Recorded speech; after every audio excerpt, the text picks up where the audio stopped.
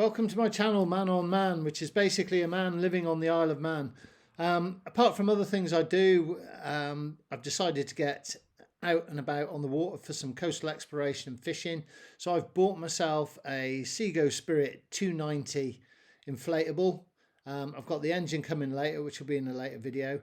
And this is going to be short videos just about the whole process of blowing it up, getting out on the water, some of the mistakes I make, and hopefully showing you how to avoid some of those pitfalls. So if you like the channel, please subscribe and hit the like button, and we'll go into it. So this is the first unboxing of the boat, which I'm going to blow up in the house. Some of the editing is a bit poor, but it'll give you a general idea of how simple it is really to do this, and we'll hone our skills as we go along.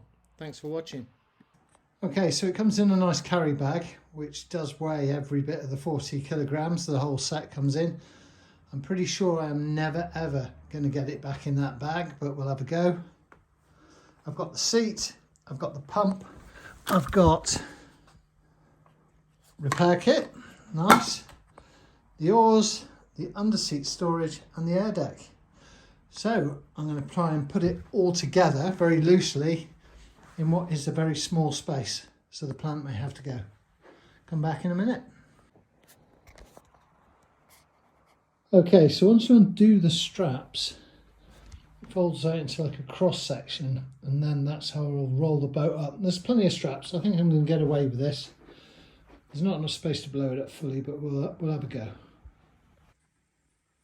Okay, that has literally took me 2.5 minutes to do that with the leaf blower. I need a better connection on the end, so as it seals a bit tight around the hole, but the bulk of that is done. So I'm now going to do the keel, which is the middle bit, to lift that up, and then I'll use the proper pump to pressurize that, and then I'll get the airflow in, and then I'll finish the tubes and I'll come back to you. Okay, first error, and I could hear people screaming at me as I did it. Don't pop up the V keel first. Get your air deck on. I didn't realise there was a hole where I could pump the keel up afterwards. So get the air deck in and then do the air deck and the keel. Okay, so I'm from unboxing it, laying it flat and pumping it up, which is pretty much full. Could probably do with just a little bit more inflation. That's taken me about 12 minutes, but there were some awful schoolboy errors, which I haven't been able to show you. Had the pump connector up the wrong way, so I was pumping nothing for ages. And then these connectors down here, every time I pulled them off, the air just rushed out, and I realised you've just got to twist and pop it and it will hold. So it's not like the old ones where you have to jam your finger in quick. Yeah, it's good. Now I know what I'm doing, that's good. So I'm just going to finish off now by putting the seat on, and that will be my first ever try of that. And then we're going to have to go through the roll it up process. But so far so good. Finally, I can hear you all screaming at me again.